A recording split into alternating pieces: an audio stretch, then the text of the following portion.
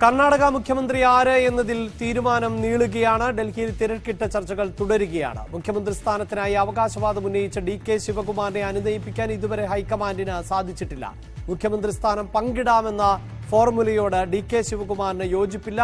സോണിയാഗാന്ധി ഇടപെടുന്നതോടെ നേതാക്കളെ അനുനയിപ്പിക്കാൻ ആകുമെന്നും ഇന്ന് തന്നെ പ്രഖ്യാപിക്കാൻ ആകുമെന്നുമുള്ള പ്രതീക്ഷയിലാണ് പാർട്ടി വൃത്തങ്ങൾ.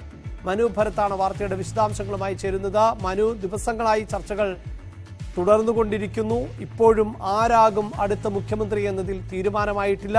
ഇനിയും നീളുന്നതിൽ രാഹുൽ ഗാന്ധിക്കടക്കം അതൃപ്തിയുണ്ട് എന്നാണ് മനസ്സിലാക്കാൻ സാധിക്കുന്നത്. ഇന്ന് തന്നെ പ്രഖ്യാപനത്തിന് സാധ്യതയുണ്ട്.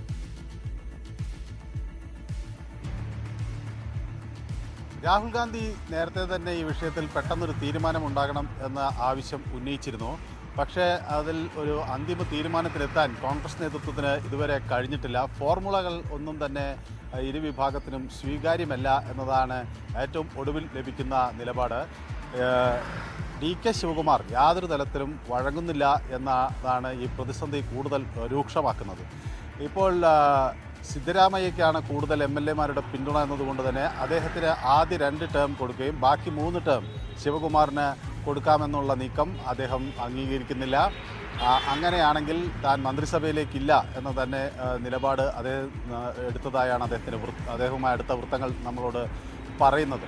അതുകൊണ്ട് തന്നെ DKയെ അനുനയിപ്പിക്കുക എന്ന വലിയ അടുപ്പമേറിയ ദൗത്യമാണ് ഇപ്പോൾ കോൺഗ്രസിന് മുന്നിൽ ഉള്ളത്. ഒരുപക്ഷെ സോണിയാഗാന്ധി നൽകുന്ന നിർദ്ദേശമനുസരിച്ച് DK ചെറിയ വിട്ടുവീഴ്ചകൾക്ക് തയ്യാറായേക്കും എന്ന ഒരു പ്രതീക്ഷയാണ് ഇപ്പോൾ ആകെ കോൺഗ്രസ് നേതൃത്വത്തിനുള്ളത്. മറുപക്ഷത്ത് സിദ്ധരാമയ്യ താൻ മുഖ്യമന്ത്രി സ്ഥാനത്തേക്ക് എന്തുകൊണ്ടും അർഹനാണ് എന്ന് വ്യക്തമാക്കുന്നു. കൂടുതൽ MLA-മാരുടെ പിന്തുണയുണ്ട്, മുൻ ഭരണപരിചയമുണ്ട്. അതുകൊണ്ട് തന്നെ താനാണ് ഈ കൂടുതൽ MLA-മാർ ആഗ്രഹിക്കുന്ന തരത്തിൽ താനാണ് കർണാടകയുടെ മുഖ്യമന്ത്രിയാകേണ്ടത് വീണ്ടും എന്ന സിദ്ധരാമയ്യ നിലപാട് ഘടിപ്പിക്കുന്നു. അപ്പോൾ കോൺഗ്രസിന് മുന്നിൽ ഇപ്പോൾ ഒരു പോംവഴിയില്ല. സാധാരണ നടപടിക്രമങ്ങളനുസരിച്ച് കൂടുതൽ ഭൂരിപക്ഷമുള്ള ആൾക്ക് MLA-മാരുടെ കൂടുതൽ പിന്തുണയുള്ള ആൾക്ക് മുഖ്യമന്ത്രി സ്ഥാനം നൽകുക എന്നതാണ് കോൺഗ്രസ് മുന്നിലെ ഒരു വഴി. DK ശിവകുമാറിന് ഉപമുഖ്യമന്ത്രി സ്ഥാനം എന്നത് ആണ് മറ്റൊരു പോംവഴി. പക്ഷേ അതിലേക്ക് ഉപമുഖ്യമന്ത്രി സ്ഥാനം എന്നത് സ്വീകരിക്കാൻ DK ശിവകുമാർ തയ്യാറല്ല. ഒരുപക്ഷെ ഇനി സോണിയാഗാന്ധിയുടെ നിർബന്ധത്തിന് വഴങ്ങി എന്തെങ്കിലും ഒരു വിട്ടുവീഴ്ചയ്ക്ക് തയ്യാറായാൽ മാത്രമേ പ്രശ്നപരിഹാരത്തിനൊരു സാധ്യത കാണുന്നുള്ളൂ. ഇന്നും ഇത് പരിഹരിക്കാനാവില്ലയോ എന്ന ആശങ്ക കോൺഗ്രസ് വൃത്തങ്ങൾക്കുണ്ട്. ഇത് അനിശ്ചിതമായി നീണ്ടുപോകുന്നത് ഗുണം ചെയ്യില്ല എന്നൊരു നിലപാടും ഉണ്ട്. അതായത് മനോഭരത്ത് DK ശിവകുമാർ ഇത്തരത്തിലൊരു വാശി പിടിക്കുന്നത് സ്വാഭാവികമായും രാജസ്ഥാൻ ഒരു പാഠമായി മുന്നിൽ ഉണ്ട്. രാജസ്ഥാനിലെ കോൺഗ്രസിന്റെ സാഹചര്യം ഉൾപ്പെടെ അറിയാം. അതുപോലൊരു പശ്ചാത്തലം കർണാടകത്തിലും ഉണ്ടായാലോ എന്ന ആശങ്ക ശിവകുമാറിനുണ്ടോ? അതുതന്നെയാണോ ഇപ്പോഴും ഈ സമ്മർദ്ദ തന്ത്രത്തിലേക്ക് പോകാൻ കാരണം? ഇത് രാജസ്ഥാനിൽ മാത്രമല്ല, ഈ ഒരു ഫോർമുലയുമായി പോയിടത്തൊക്കെ തന്നെ പിന്നീട് അത് എല്ലായിടത്തും പ്രശ്നങ്ങൾ ഉണ്ടായൊരു അനുഭവമാണ് നമുക്കുള്ളത്. കർണാടകയിൽ തന്നെ ഒരിക്കൽ ഈ കുമാരസ്വാമി മുഖ്യമന്ത്രി ആയതും ഇത്തരം ഒരു ഫോർമുല വെച്ചുകൊണ്ട് അദ്ദേഹം 20 മാസം കഴിഞ്ഞപ്പോൾ ഒഴിഞ്ഞു കൊടുക്കാൻ തയ്യാറല്ല എന്ന് BJP അറിയിക്കുകയാണ് ചെയ്തത്. അപ്പോൾ അത് സ്വാഭാവികമായ ഒരു സാഹചര്യമാണ്. 2.5 വർഷം കഴിയുമ്പോൾ സർക്കാരിൻ്റെ പ്രതിച്ഛായ മെച്ചപ്പെട്ടു, പാർലമെൻറ്റ് തെരഞ്ഞെടുപ്പിൽ ജയിച്ചു, ഇനി എന്തിന് സ്ഥാനമൊഴിയണം എന്നൊരാവശ്യം അല്ലെങ്കിൽ അത്തരമൊരു വാദഗതിയുമായി സിദ്ധരാമയ്യ വന്നാൽ പിന്നീട് ഈ പ്രശ്നം അന്ന് ഇതേ തീവ്രതയോടുകൂടി അവതരിപ്പിക്കാൻ കഴിയില്ല എന്ന് DK ശിവകുമാറിന് അറിയാം. ഇത് DK ശിവകുമാറിനെ സംബന്ധിച്ചിടത്തോളം ഒരു സുവർണാവസരമാണെന്നാണ് അദ്ദേഹത്തിൻ്റെ ക്യാമ്പുകൾ കരുതുന്നത്. കാരണം പാർലമെൻറ്റ് തെരഞ്ഞെടുപ്പ് ആസന്നമായിരിക്കുന്നു. ഈ സമാനമായ രീതിയിലൊരു പ്രവർത്തനം കർണാടകത്തിൽ ഉണ്ടായാൽ മാത്രമേ പാർലമെൻറ്റ് തെരഞ്ഞെടുപ്പിൽ വിജയം ഉറപ്പാക്കാൻ കഴിയൂ. BJP തിരുത്തൽ നടപടികളുമായി മുന്നോട്ട് പോവുകയാണ്. പാർലമെൻറ്റ് ഈ തെരഞ്ഞെടുപ്പിലുണ്ടായ ഒരു പാഠം അവർ അത് വലിയ തോതിൽ ഉൾക്കൊള്ളുന്നുണ്ട്. തിരുത്തൽ നടപടികൾക്ക് ഉള്ള നീക്കം നടക്കുന്നു. BJPയുടെ സംസ്ഥാന അധ്യക്ഷൻ നളിൻ കട്ടീൽ മാറും എന്നത് ഏറെക്കുറെ വ്യക്തമായി. BJP വൃത്തങ്ങൾ തന്നെ പറയുന്നത് നളിൻ കട്ടീലിൻ്റെ കാലാവധി നേരത്തെ തന്നെ കഴിഞ്ഞതാണ്. ഈ തെരഞ്ഞെടുപ്പ് മുന്നിൽ കണ്ട് അദ്ദേഹത്തിന് കുറച്ചൊരു കൂടി കാലാവധി നീട്ടിക്കൊടുത്തതാണ്. അപ്പോൾ നളിൻ കട്ടീലിൻ്റെ കാലാവധി കഴിയുന്നു. പുതിയ BJPക്ക് പുതിയ സംസ്ഥാന അധ്യക്ഷൻ വരും. അത് ഒരുപക്ഷെ ശോഭ കരന്തലജയാകാം, അതുപോലെ V സുനിൽകുമാർ ആകാം, അല്ലെങ്കിൽ അശ്വന്ത് നാരായണനാകാം, ആരെങ്കിലും ആകാം. പക്ഷേ ഏതായാലും പ്രഹ്ലാദ് ജോഷിയും മറ്റ് BJP നേതാക്കളുമെല്ലാം അടുത്ത പാർലമെൻറ്റ് തെരഞ്ഞെടുപ്പിലേക്കുള്ള പ്രവർത്തനം ആരംഭിച്ചു കഴിഞ്ഞു.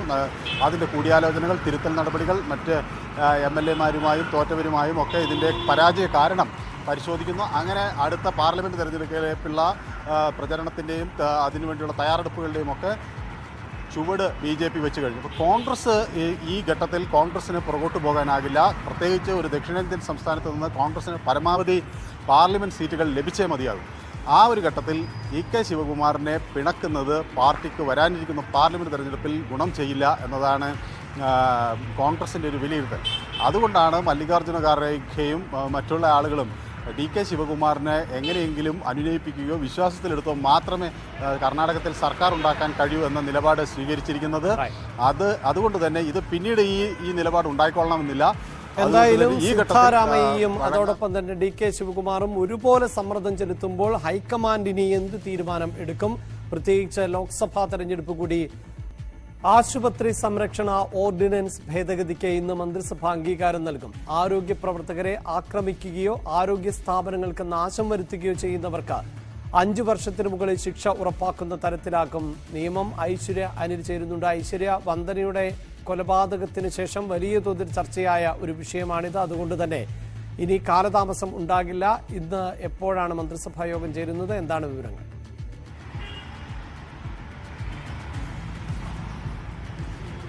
അഭിലാഷ്, മന്ത്രിസഭാ യോഗം ആരംഭിച്ചു കഴിഞ്ഞു. നിലവിലെ നിയമത്തിലെ സെക്ഷൻ 4 അനുസരിച്ച് ആരോഗ്യ സ്ഥാപനങ്ങൾ ആക്രമണം അഴിച്ചുവിടുകയോ അല്ലെങ്കിൽ ആരോഗ്യ പ്രവർത്തകർക്ക് നേരെ ആക്രമണം ഉണ്ടാവുകയോ നടത്തുകയോ ചെയ്തു കഴിഞ്ഞാൽ 3 വർഷം വരെ തടവും 50,000 രൂപ വരെ പിഴയുമാണ് പരമാവധി ശിക്ഷ. പക്ഷേ ഈ ഭേദഗതി വരുന്നതോടുകൂടി അത് ഉയരും. അതായത് ഡോക്ടർമാർ നേരത്തെ ഉയർത്തിയിരുന്ന ഒരു ആവശ്യമാണ് ഈ നിയമ ഭേദഗതി വരുത്തുക എന്നുള്ളത്. ഈ ഭേദഗതി വരുന്നതോടുകൂടി ഇത് 7 വർഷം വരെ തടവും 1 ലക്ഷം രൂപയിൽ കുറയാതെ പിഴയും ഈടാക്കാനുള്ള നീക്കമാണ് ഉണ്ടാവുക. എന്തായാലും ഈ നിയമ ഭേദഗതിക്ക് വന്ദനയുടെ പേര് നൽകണം എന്നുള്ള ആവശ്യം നമുക്കറിയാം. വന്ദനയുടെ കൊലപാതകത്തിൽ ഇപ്പോഴും കേരളം വിറങ്ങലിച്ച് നിൽക്കുകയാണ്. ആ ഒരു ഞെട്ടലിൽ നിന്ന് ഇപ്പോഴും കേരളം മാറിയിട്ടില്ല. അതിനിടെയാണ് ഇത്തരത്തിൽ ഒരു ശക്തമായ സമര പോരാട്ടങ്ങൾക്കൊടുവിലാണ് ഇത്തരത്തിലുള്ള നിയമ ഭേദഗതിക്ക് സർക്കാർ തയ്യാറാകുന്നത്. എന്തായാലും അതിന് ഈ വന്ദനയുടെ പേര് നൽകണം എന്നുള്ള ആവശ്യം ഡോക്ടർമാർ ഉന്നയിച്ചിരുന്നെങ്കിലും അത് അംഗീകരിച്ചിട്ടില്ല. കാരണം അതൊരു നിയമ ഭേദഗതി ആയതിനാൽ അത് അംഗീകരിക്കാനാവില്ല എന്നുള്ള വിശദീകരണം നൽകിയിട്ടുണ്ട്. എന്തായാലും ഇന്ന് ഈ ആശുപത്രി സംരക്ഷണ ഓർഡിനൻസ് ഭേദഗതിക്ക് മന്ത്രിസഭ അംഗീകാരം നൽകും. മന്ത്രിസഭാ യോഗം ആരംഭിച്ചു കഴിഞ്ഞു. ഇക്കാര്യത്തിൽ പ്രത്യേകിച്ച് ഡോക്ടർമാർ കഴിഞ്ഞ കുറേ ദിവസമായി വന്ദനയുടെ കൊലപാതകത്തിന് മുൻപും പല ദിവസങ്ങളായി IMAയുടെ നേതൃത്വത്തിലടക്കം വിവിധയിടങ്ങളിൽ സമരം നടത്തിയതാണ്. അതിനുശേഷം ഏറ്റവും ഒടുവിൽ വന്ദനയുടെ കൊലപാതകത്തോടു കൂടിയാണ് ഇത്തരത്തിൽ ഒരു നിയമ ഭേദഗതിക്ക് ശക്തമായ ഐശ്വര്യ സൂചിപ്പിച്ചതുപോലെ വന്ദന കൊലക്കേസ് വലിയ തോതിൽ ചർച്ച ചെയ്യപ്പെടുന്ന ഒരു സാഹചര്യത്തിൽ കൂടിയാണ്. എന്താണെങ്കിലും മന്ത്രിസഭാ യോഗം ഇപ്പോൾ പുരോഗമിക്കുകയാണ്. വന്ദന കൊലക്കേസ് പ്രതി സന്ദീപിന്റെ മാനസിക നില ഇന്ന് വീണ്ടും പരിശോധിക്കും. ക്രൈംബ്രാഞ്ച് കസ്റ്റഡിയിലുള്ള പ്രതിയെ തിരുവനന്തപുരത്ത് മെഡിക്കൽ ബോർഡിന് മുന്നിൽ ഹാജരാക്കും. മെഡിക്കൽ കോളേജ് സൂപ്രണ്ടാണ് ബോർഡിനെ നയിക്കുന്നത്. പ്രതിഭാഗത്തിന്റെ ആവശ്യം പരിഗണിച്ചാണ് പരിശോധന. അതേസമയം ക്രൈംബ്രാഞ്ച് സംഘം സന്ദീപിനെ ചോദ്യം ചെയ്യാൻ ആരംഭിച്ചിട്ടുണ്ട്. കുത്താൻ ഉപയോഗിച്ച കത്രിക എപ്പോഴാണ് കൈക്കലാക്കിയത് എന്നതാണ് അറിയേണ്ട പ്രധാന കാര്യങ്ങളിലൊന്ന്. സന്ദീപിന്റെ കാലിൽ മുറിവ് എങ്ങനെയുണ്ടായി എന്നും അറിയേണ്ടതുണ്ട്. ഇന്നലെ പുനലൂർ താലൂക്ക് ആശുപത്രിയിൽ എത്തിച്ച് സന്ദീപിന്റെ കാലിന് ചികിത്സ നൽകിയിരുന്നു. പൊന്നമ്പലമേട്ടിൽ അതിക്രമിച്ചു കടന്ന് പൂജ നടത്തിയ സംഭവത്തിൽ കസ്റ്റഡിയിലായ 2 പേരെ ഇന്ന് കോടതിയിൽ ഹാജരാക്കും. പൂജ നടത്തിയ നാരായണനെയും സംഘത്തെയും പൊന്നമ്പലമേട്ടിൽ എത്താൻ സഹായിച്ച KFDC ജീവനക്കാരായ സാബു, രാജേന്ദ്രൻ എന്നിവരെയാണ് വനം വകുപ്പ് കസ്റ്റഡിയിലെടുത്തത്. ശശി നാരായണൻ ആണ് വാർത്തയുടെ വിശദാംശങ്ങളുമായി ചേരുന്നത്. ശശി നാരായണൻ, ഇന്നലെ ന്യൂസ് 18നോട് പ്രതികരിച്ചപ്പോൾ തൃച്ചിയിലാണ് എന്ന തരത്തിലാണ് ഈ നാരായണൻ വ്യക്തമാക്കിയത്. ഇപ്പോൾ പോലീസ് ഏത് നിലയിൽ ആണ് അന്വേഷണം മുന്നോട്ട് കൊണ്ടുപോകുന്നത്?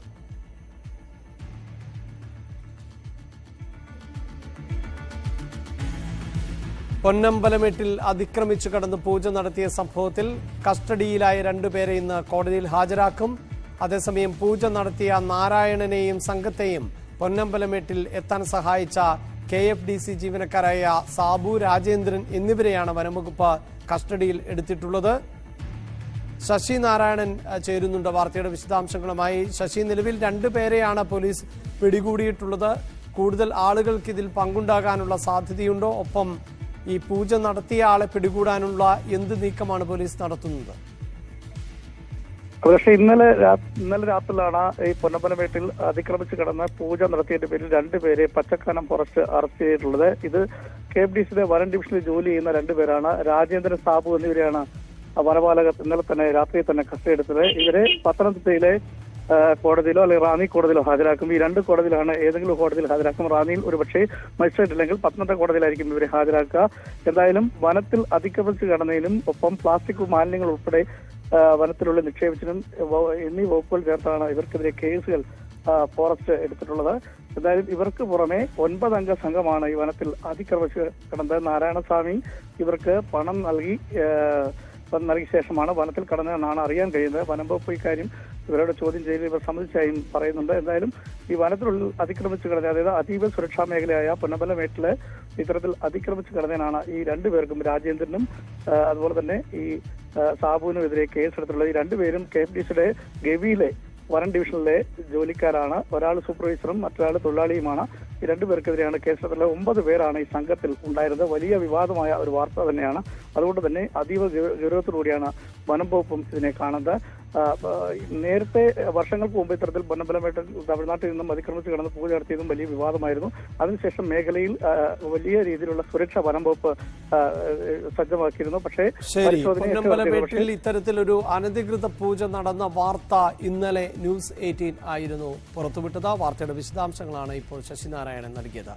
സംസ്ഥാനത്ത് നിന്നും ചൂടുകൂടും. ഉയർന്ന താപനില സാധാരണയിൽ നിന്ന് 2 മുതൽ 4 ഡിഗ്രി സെൽഷ്യസ് വരെ ഉയർന്നേക്കും.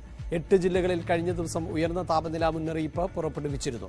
കോഴിക്കോട്, പാലക്കാട് ജില്ലകളിൽ ഉയർന്ന താപനില 37 ഡിഗ്രി സെൽഷ്യസിന് മുകളിൽ എത്തിയേക്കും.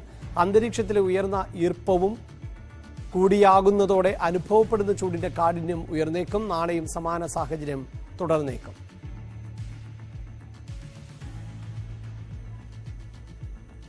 ഇത്തവണ കാലവർഷം തുടക്കത്തിൽ കേരളത്തിൽ കൂടുതൽ മഴ ലഭിച്ചേക്കും. ജൂൺ, ജൂലൈ മാസത്തിൽ മഴ കൂടുമെന്നാണ് വിവിധ കാലാവസ്ഥാ ഏജൻസികളുടെ നിഗമനം. ജൂൺ ആദ്യ ആഴ്ചയിൽ തന്നെ കാലവർഷം എത്തുമെന്നും കേന്ദ്ര കാലാവസ്ഥാ വകുപ്പ് പ്രവചിക്കുന്നു. കഴിഞ്ഞ വർഷം മെയ് 27-ന് കാലവർഷം കേരളത്തിലെത്തിയിരുന്നു. എന്നാൽ ഇത്തവണ സാഹചര്യം മാറും. ജൂൺ 4-ന് കാലവർഷം കേരളത്തിലെത്തുമെന്നാണ് കേന്ദ്ര കാലാവസ്ഥാ വകുപ്പിന്റെ പ്രവചനം. സ്വകാര്യ ഏജൻസിയായ സ്കൈമെറ്റ് ജൂൺ 7-നാണ് പ്രവചിക്കുന്നത്. 2 സ്വകാര്യ ഏജൻസികൾ ജൂൺ 3-ന് മൺസൂൺ എത്തുമെന്നും പ്രവചിക്കുന്നു. മെയ് അവസാനം എത്തുമെന്ന് മറ്റ് 2 അന്താരാഷ്ട്ര ഏജൻസികളുടെയും പ്രവചനമുണ്ട്. മുൻ വർഷങ്ങളുടെ സാഹചര്യം പരിശോധിച്ചാൽ കൂടുതൽ കൃത്യത കേന്ദ്ര കാലാവസ്ഥാ വകുപ്പിന്റെ പ്രവചനത്തിന് തന്നെയാണ്. വിവിധ അന്താരാഷ്ട്ര കാലാവസ്ഥാ ഏജൻസികളുടെ നിഗമനപ്രകാരം ഇത്തവണ കാലവർഷത്തിൽ കൂടുതൽ മഴ ലഭിക്കാൻ സാധ്യതയുണ്ട്. പ്രത്യേകിച്ച് ജൂൺ, ജൂലൈ മാസങ്ങളിൽ കൂടുതൽ മഴ ലഭിക്കുമെന്നാണ് സൂചന. കുറഞ്ഞ സമയത്ത് കൂടുതൽ മഴ ലഭിക്കുന്ന സാഹചര്യമാണ് പലപ്പോഴും അപകടങ്ങൾ ക്ഷണിച്ചു വരുത്തുന്നത്. ചെറുമേഘസ്ഫോടനങ്ങളും പ്രവചിക്കാൻ കഴിയില്ല. എന്നാൽ കഴിഞ്ഞ വർഷങ്ങളിലെ സാഹചര്യം പരിശോധിച്ചാൽ ഇവ എപ്പോൾ വേണമെങ്കിലും കേരളത്തിൽ പ്രതീക്ഷിക്കാമെന്നാണ് വിദഗ്ധ അഭിപ്രായം. ഉമേഷ് ബാലകൃഷ്ണൻ, ന്യൂസ് 18, തിരുവനന്തപുരം. മറ്റൊരു പ്രധാനപ്പെട്ട വാർത്ത SFIയുമായി ബന്ധപ്പെട്ടതാണ്. കോളേജ് യൂണിയൻ തെരഞ്ഞെടുപ്പിൽ വിജയിച്ച UUC സ്ഥാനാർത്ഥിയുടെ പേരിന് പകരം തെരഞ്ഞെടുപ്പിൽ മത്സരിക്കാത്ത മറ്റൊരാളുടെ പേര് UUCക്ക്, അതായത് സർവകലാശാലയ്ക്ക് അയച്ചു നൽകി എന്നുള്ള വാർത്തയാണ് പുറത്തു വന്നിട്ടുള്ളത്. എന്തായാലും ഗുരുതരമായ ഒരു വാർത്ത എന്ന് തന്നെ പറയേണ്ടിയിരിക്കുന്നു. പ്രത്യേകിച്ച് തെരഞ്ഞെടുപ്പിൽ മത്സരിച്ച് ജയിച്ച, കോളേജ് യൂണിയൻ തെരഞ്ഞെടുപ്പിൽ UUCയായി ജയിച്ചയാളെ വെട്ടിമാറ്റിക്കൊണ്ടാണ് SFI നേതാവിനെ അവിടെ തിരികെ കയറ്റി ആൾമാറാട്ടം നടത്തിയത്. തിരുവനന്തപുരം കാട്ടാക്കട ക്രിസ്ത്യൻ കോളേജ് തെരഞ്ഞെടുപ്പിൽ ആണ് UUCയായി SFI പാനലിൽ നിന്ന് ജയിച്ച അനഘയെ മാറ്റിയത്. അവിടെ അനഘയായിരുന്നു തെരഞ്ഞെടുപ്പിൽ വിജയിച്ചത്. എന്നാൽ SFI ഏരിയ സെക്രട്ടറിയായ A. വിശാഖിന്റെ പേരാണ് കോളേജ് യൂണിവേഴ്സിറ്റിയിലേക്ക് നൽകിയത്. സംഭവത്തിൽ KSU DGPക്ക് പരാതി നൽകി. വലിയ അനാസ്ഥ അല്ലെങ്കിൽ ഗുരുതരമായ ഒരു ക്രമക്കേട് തന്നെയാണ് ഈ വിദ്യാർത്ഥി സംഘടന നടത്തിയിട്ടുള്ളത് എന്നതിൽ തർക്കമില്ല. പ്രത്യേകിച്ച് തെരഞ്ഞെടുപ്പിൽ വിദ്യാർത്ഥികൾ വോട്ട് ചെയ്ത് വിജയിപ്പിച്ച ആൾ ആണ് UUCയായി തെരഞ്ഞെടുക്കപ്പെട്ട ആൾ ആണ് സർവകലാശാലയിലേക്ക് നോമിനേറ്റ് ചെയ്യപ്പെടേണ്ടത്. എന്നാൽ അതിനു പകരം തെരഞ്ഞെടുപ്പിൽ മത്സരിക്കാത്ത മറ്റൊരാളെ തിരികെ കയറ്റുന്നു. VV അരുൺ ചേരുന്നുണ്ട്. അരുൺ, എന്താണ് ഈ സംഭവത്തിന്റെ പൂർണ്ണരൂപം? അഭിലാഷ്, തിരുവനന്തപുരത്തെ SFI നേതൃത്വം വീണ്ടും പ്രതിക്കൂട്ടിലാവുകയാണ്, വിവാദത്തിലാവുകയാണ്. കോളേജ് യൂണിയൻ തെരഞ്ഞെടുപ്പിലാണ് ഇത്തവണ കൃത്രിമം കാട്ടിയതായി തെളിവുകൾ സഹിതം പുറത്തു വന്നിരിക്കുന്നത്. ഇതിന്റെ അടിസ്ഥാനത്തിൽ ഇപ്പോൾ പോലീസിനും പാർട്ടിക്കും പരാതി ലഭിച്ചിട്ടുമുണ്ട്. കാട്ടാക്കട ക്രിസ്ത്യൻ കോളേജ് യൂണിവേഴ്സിറ്റി കീഴിലാണ് കാട്ടാക്കട ക്രിസ്ത്യൻ കോളേജ് ഉള്ളത്. ഇവിടെ ഡിസംബർ 12-നായിരുന്നു കോളേജ് യൂണിയൻ തെരഞ്ഞെടുപ്പ് നടന്നത്. യൂണിവേഴ്സിറ്റി യൂണിയൻ കൗൺസിൽ സ്ഥാനത്തേക്ക് SFI പാനലിൽ നിന്ന് 2 പേരാണ് വിജയിച്ചത്, ആരോമലും അനഘയും. എന്നാൽ ഈ കൗൺസിലർമാരുടെ പേരുകൾ അതിനുശേഷം കോളേജിൽ നൽകുകയും ചെയ്തു.